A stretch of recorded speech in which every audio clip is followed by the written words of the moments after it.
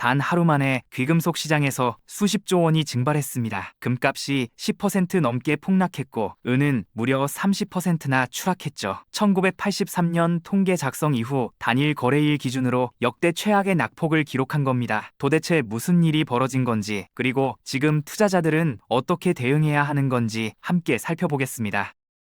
이번 사태의 시작은 백악관에서 나온 한마디 발표였습니다. 트럼프 대통령이 차기 연방준비제도 의장으로 케빈 워시를 지명한다고 밝혔거든요. 시장은 즉각 반응했고 그 반응은 폭풍처럼 휘몰아쳤습니다. 온스당 5,500달러를 넘나들며 사상 최고가를 계속 경신하던 금은 하루 사이에 10%가 넘게 빠졌고 투자자들은 패닉에 빠졌죠.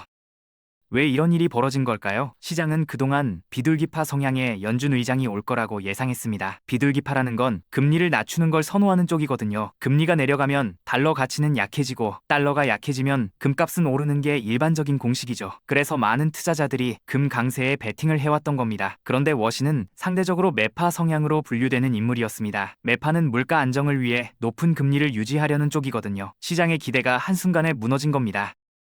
금리 인하 기대가 사라지자 달러는 즉각 반등했습니다. 달러 지수가 빠르게 상승하면서 안전자산으로 여겨지던 금의 매력이 급격히 줄어들었죠. 그동안 쌓여있던 차익 실현 물량이 한꺼번에 쏟아져 나왔고 이건 눈덩이처럼 불어나면서 시장 전체를 덮쳤습니다. 투자자들이 앞다퉈 매도 버튼을 누르면서 가격은 순식간에 무너졌던 겁니다. 더 충격적인 건 은 시장이었습니다. 은은 금보다 훨씬 더 큰 타격을 입었거든요. 30%가 넘게 폭락하면서 심리적 지지선으로 여겨지던 온스당 100달러 선을 완전히 무너뜨렸습니다. 백금이나 팔라디움 같은 다른 귀금속들도 모두 두 자릿수 하락을 기록했고 시장 전체의 투매 현상이 확산됐죠. 왜 은이 금보다 더 큰 충격을 받았을까요? 은은 금에 비해 시장 규모가 작습니다. 그리고 산업용 수요 비중이 높아서 원래부터 변동성이 큰 자산이거든요.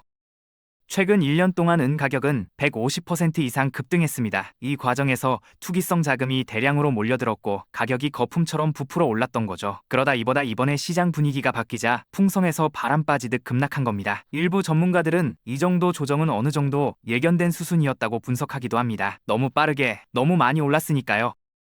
그렇다면 이제 금 투자는 끝난 걸까요? 전문가들의 의견은 다릅니다. 글로벌 투자은행 JP모건은 여전히 금 가격이 장기적으로 온스당 8,000달러까지 올라갈 수 있다고 전망했습니다. 개인 투자자들과 각국 중앙은행들이 금 보유 비중을 계속 늘려가고 있거든요. 특히 중앙은행들은 달러 의존도를 줄이기 위해 금 매입을 확대하고 있는데 이런 수요 변화만으로도 가격 상승 여력이 충분하다는 분석입니다.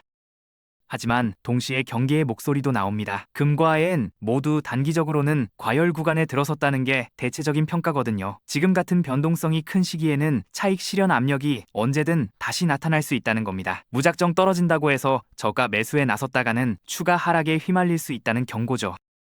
시장 참여자들은 지금 고민에 빠져 있습니다. 이번 조정이 일시적인 충격으로 끝날 것인지 아니면 귀금속의 자산 성격 자체가 재평가되는 신호탄이 될 것인지 누구도 확신하지 못하고 있거든요. 연준 의장 인선이라는 정책 변수 하나가 시장 판도를 완전히 뒤집어 놓은 상황에서 앞으로 추가 변수가 나올 가능성도 배제할 수 없습니다.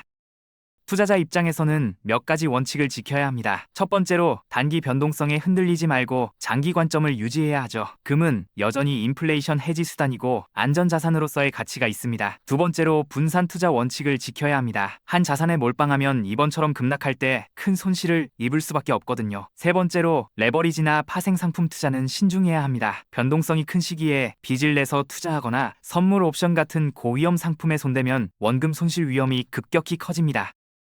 지금 시장은 새로운 균형점을 찾아가는 과정에 있습니다. 달러 강세가 얼마나 지속될지, 연준의 정책 방향이 실제로 어떻게 나올지에 따라 귀금속 시장의 향방이 결정될 겁니다. 트럼프 행정부의 정책 기조와 글로벌 경제 상황 변화도 중요한 변수가 되겠죠.